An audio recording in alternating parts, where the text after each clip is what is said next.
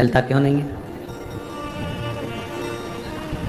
अब उसने भी उस मोबाइल को सही करने का प्रयास किया, उससे भी नहीं हुआ। फिर वो मोबाइल दुकान पर भेजा गया, दुकान वाले से भी वो ठीक नहीं हुआ तो उसने कहा कंपनी में भेजना पड़ेगा। समझ में आ रही है ना? मोबाइल को फिर दुकान वाले ने कहा कि इसको 7 दिन के लिए हमारे पास में रहने दो, हम कंपनी में भेज देंगे, कंपनी से वापस आएगा तो तुम्हारा मोबाइल चालू हो जाएगा। ठीक है, कोई दिक्कत नहीं। बस मोबाइल खराब हुआ, तुमसे ठीक नहीं हुआ तो तुमने उसको दूसरे से कहा, दूसरे से नहीं हुआ तो तुमने फिर दुकान पर दिया, दुकान पर नहीं हुआ तो उसने कंपनी में भेज दी। उसी तरह ये हमारा शरीर और उसी तरह ये हमारा मन है।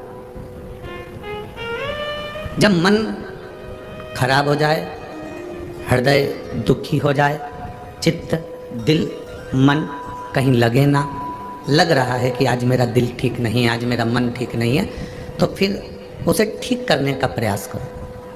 आपसे ठीक नहीं होता तो परिवार के लोगों से कहो कि आज मेरा मन बड़ा दुखी है। परिवार के लोगों से भी ये मन ठीक नहीं होता तो वो कहते हैं थोड़ा सा घूम फिर कर आओ। घूम फिर कर आ गए तो भी मन ठीक नहीं हो रहा, तो फिर एक काम करो, इस शरीर को, इस मन को 7 दिन के लिए कंपनी में भेज दो। कंपनी मतलब शिव महापुराण की कथा में भेज दो, अपने आप मोबाइल ठीक हो जाएगा।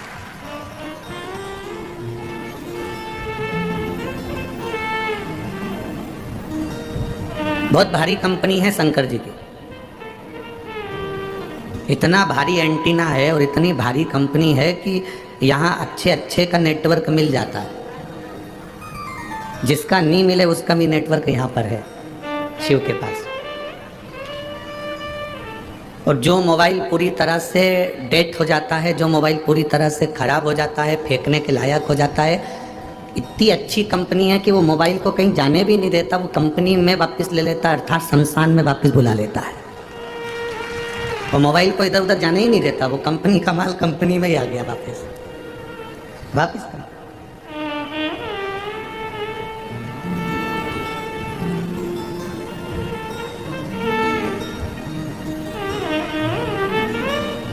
प्रयास करो कि हमारा मन, हमारा चित्त, हमारी बुद्धि, हमारा दिल, हमारा हृदय परमात्मा की शरणागति में रमे।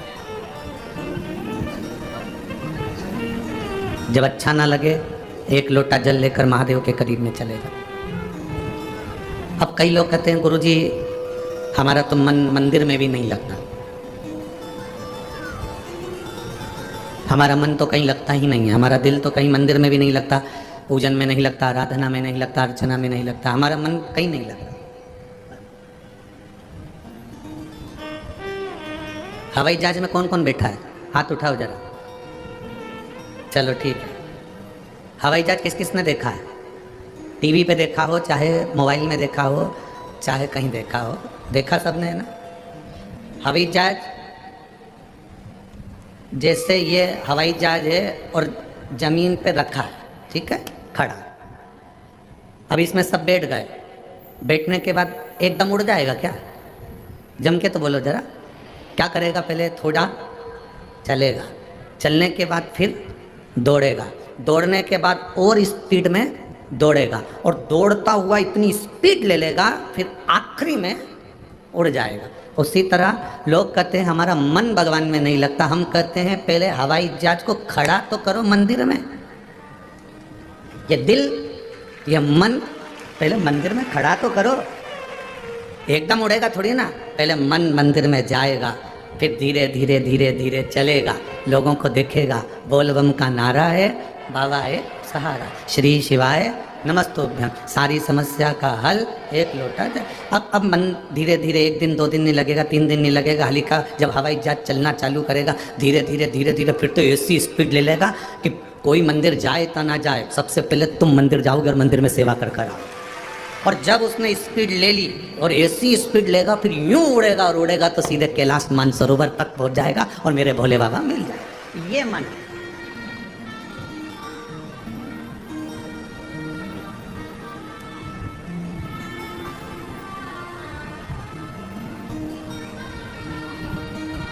इस मन को परमात्मा तक लगाना पड़ेगा। लोग कहते हैं हमारा मन नहीं लगता, लोग कहते हैं हमारा दिल नहीं लगता, लोग कहते हैं हमारा मन नहीं लगता। तुम्हारा मन पत्नी में भी तो लगता है, तुम्हारा मन तुम्हारे बच्चों में भी तो लगता है। एक बात समझ में नहीं आती, जब भी पंडित जी पूजन कराते हैं, राजा भैया आप भी कर रहे होगे और हमारे पंडित जी भी पूजन करा रहे होंगे, सुबह सुबह जब पूजन कराते हैं तो हाथ में चावल फूल हाथ में देकर कहते हैं भगवान का ध्यान करो। हाथ में जल चावल देकर बोलते हैं, बोलो सही है कि गलत है? अरे जम के तो बोलो। हाथ में जल देंगे, चावल देंगे, फूल देंगे और कहेंगे भगवान का ध्यान करो। आज तक किसी ने ये कहा कि पत्नी का ध्यान करो? मतलब भगवान बहुत दूर है इसलिए उसका ध्यान करना पड़ रहा। भगवान बहुत दूर है इसलिए उसका ध्यान लगाना पड़ रहा। जैसे पत्नी पास में होती है तो उसको ध्यान लगाने की जरूरत नहीं पड़ती, तुमने आवाज़ दी और पत्नी अंदर से निकल कर बाहर आ जाती है। मुझे पानी पीना है, अभी लाई। मुझे चाय पीना है, अभी लाई। सुनो मेरे कपड़े रखे थे, कहाँ गए? अलमारी में से हेड़ कर अभी देती हूँ। क्यों? मेरा सामान रखा था, कहाँ गया? अभी देती हूँ। पत्नी को बुलाया, पुकारा और आ गई। भगवान और पत्नी, अब भगवान के लिए तुम ध्यान लगाओ, भगवान का स्मरण करो, ध्यान करो, भगवान का ध्यान करना पड़ रहा है, मतलब भगवान हमारे करीब में नहीं है। अगर भगवान हमारे करीब में होता तो हमें ध्यान लगाने की जरूरत नहीं पड़ती, वो हमारे पुकारने पर हमारे सामने आ जाता। अब पुकारने पर परमात्मा कब आएगा? पुकारने पर भगवान कब आएगा? जब तुम उसको अपने करीब समझोगे, जब तुम अपने उसको नजदीक समझोगे, अपने पास उसको मानोगे, अपने करीब उसको मानोगे, तब वो पास।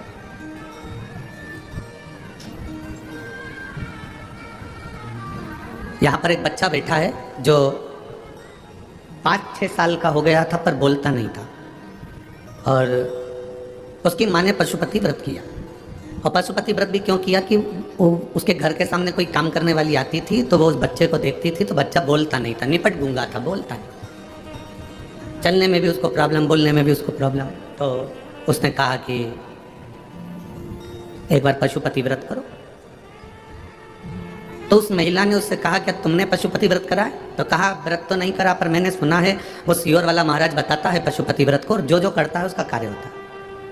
मेरे बच्चा की आवाज़ आ जाएगी क्या पशुपति व्रत से? मैंने नागपुर में दिखाया, डॉक्टरों को बताया, पर डॉक्टर कह रहे हैं कि इसको एक बीमारी है, उसके अनुसार इसको आवाज़ नहीं आई। क्या मेरे बच्चे की आवाज़ आ सकती है? छाया श्रीकांत शेवालकर, मैं तहसील उमरखेड़, गांव ढांडाकी है कि हाँ तुम समझ गए ना? हाँ ठीक है कि हूँ। कहीं बैठी हैं क्या? कहीं बैठी हो तो हाथ हिला सकती हैं अगर कहीं बैठी हो। छाया श्रीकांत शेवालकर, उमरखेड़, गांव डैश डैश डैश, ठीक है। कहीं बैठी हो तो हाथ हिला सकते हैं। तो मेरे बेटे की आवाज़ नहीं थी गुरुदेव, बोल नहीं पाता था, लोग उसको हंसते थे। एक काम करने वाली के कहने पर मैंने पशुपतिनाथ का व्रत किया। पहला सोमवार का व्रत हुआ, बहुत अच्छे से हुआ। दूसरा सोमवार का व्रत करने के लिए गई और पहले व्रत को मैंने दिया लगाया, घर पर आई, घर पर दिया लगाया, अंदर गई और बाबा से प्रार्थना करी, बाबा मेरे बच्चे की मुंह की आवाज़ वापिस आ जा, मेरे बच्चे की आवाज़ नहीं है। दूसरा पशुपतिनाथ का व्रत, मैं मंदिर में पूजन कर रही, मेरा बच्चा बाहर मंदिर के खड़ा और सीढ़ी पे से नीचे गिर गया। सीढ़ी पे से गिरा, सिर में चोट लगी, रोता रोता मेरे पास में आया, रक्त निकल रहा था। मैं दुखी हो गई, भगवान मैंने तो अपने बेटे की आवाज़ मांगी थी और तूने मेरे बेटे के सिर में चोट लगा दी। 5वां दिया लगाया ही था और बेटा गोदी में आकर रक्त से सना हुआ और एकदम दौड़ता दौड़ता आया और आवाज़ लगाते लगाते आया, माँ माँ माँ, चिल्लाता चिल्लाता। गुरुदेव, खून अपनी जगह था पर उसकी जो आवाज़ आई वो मेरे बाबा के मंदिर में गुंजायमान हो गई।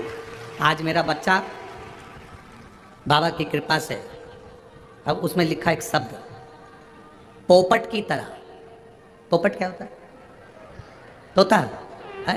पोपट की तरह इतना बोलता है, इतना बोलता है, पूछो मत ही गुरुदेव, ये बाबा की कृपा नहीं तो और क्या है। ये शिव तत्व है, ये शंभु, ये ओघड़ी है। उस बच्चे का फोटो भी लगाया गया है, आप लोग चैनल के माध्यम से देख सकते हैं। बच्चे का फोटो एलईडी पर, आस्था चैनल पर आप लोग देख सकते हैं। ये शिव तत्व है, ये ओघड़ी है, शंभु है, अर्थात हमारा भरोसा, हमारा विश्वास, हमारी दृढ़ता, उसको हम मजबूत करें।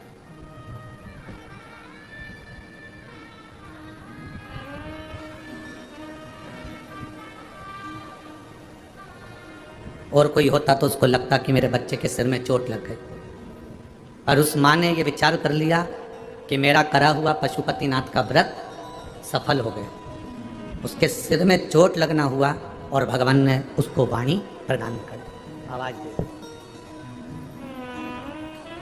कभी कभी हमको लगता है कि परमात्मा ने सारा बुरा मेरे साथ कर दिया।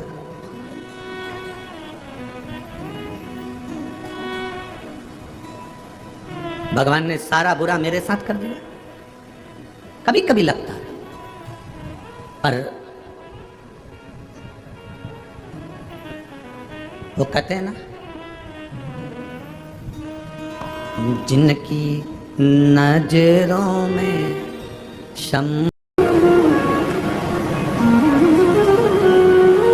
किसी किसी के घर में,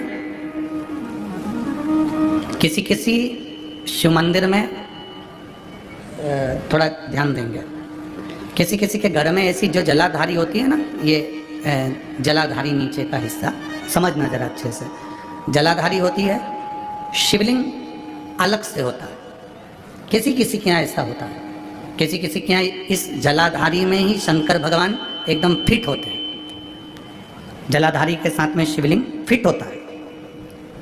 और किसी किसी के यहाँ पर जलाधारी होती है तो शिवलिंग उठ जाता है, रख दिया जाता है, साफ कर कर वापिस शिवलिंग को रख दिया जाता है, या स्नान कराया जाता है तो शिवलिंग रखा जाता है। अब कई लोगों के मन में प्रश्न आ जाता है कि गुरुजी हमारे यहाँ जो शिवलिंग है, हमारे यहाँ जो शिवपिंडी है, हमारे यहाँ जो शंकर जी की पूजन करते हैं उसमें जलाधारी अलग है, शिवलिंग अलग है, तो क्या मंदिर में भी कई मंदिरों में ऐसा होता है कि जलाधारी होती है, शिवलिंग अलग से होता है, स्नान कराओ, पूजन करो, आराधना करो, नीचे उसमें जल भर जाता है, दही दूध भर जाता है तो लोग उसे साफ कर देते हैं। इसका महत्व क्या है?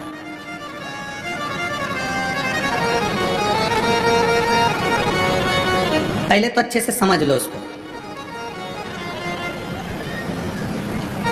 चाहे तुम्हारे घर में पूरा शिवलिंग बना बनाया हो वो भी श्रेष्ठ है, चाहे तुम्हारे मंदिर में घर में जलाधारी अलग हो और शिवलिंग अलग से रखा हुआ हो वो भी श्रेष्ठ है।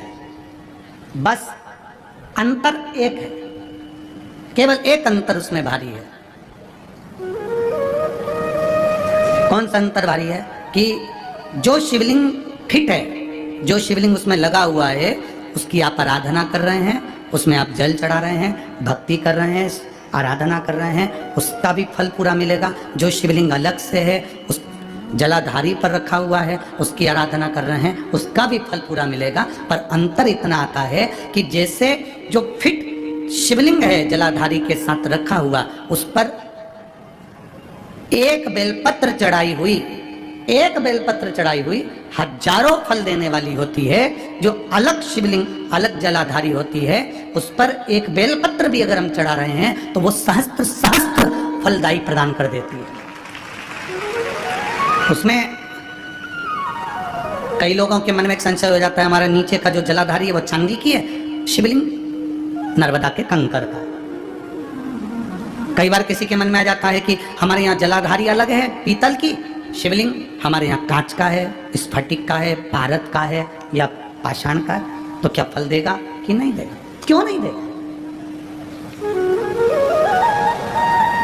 अब आपसे पूछते हैं, गंगा जी के जल को गंगाली जानते हैं आप लोग? ये सब गंगा भर के लाते हैं ना, पेक रहती है, उसमें सील लगी रहती है, क्या बोलते हैं इसको यहाँ पर? यहाँ क्या बोलते हैं हमको स्मरण नहीं, हमारे उधर तो गंगाली कहते हैं उसको, जिसमें गंगा जी का जल भरा रहता है, ढक्कन लगा रहता है और उसको टेक रहती है, उसको हमारे यहाँ गंगाली कहते हैं। तो गंगा जी के जल को चाहे तुम गंगाली में रख लो और गंगा जी के जल को चाहे तुम पानी के लोटे में रख लो, जल बदलेगा क्या?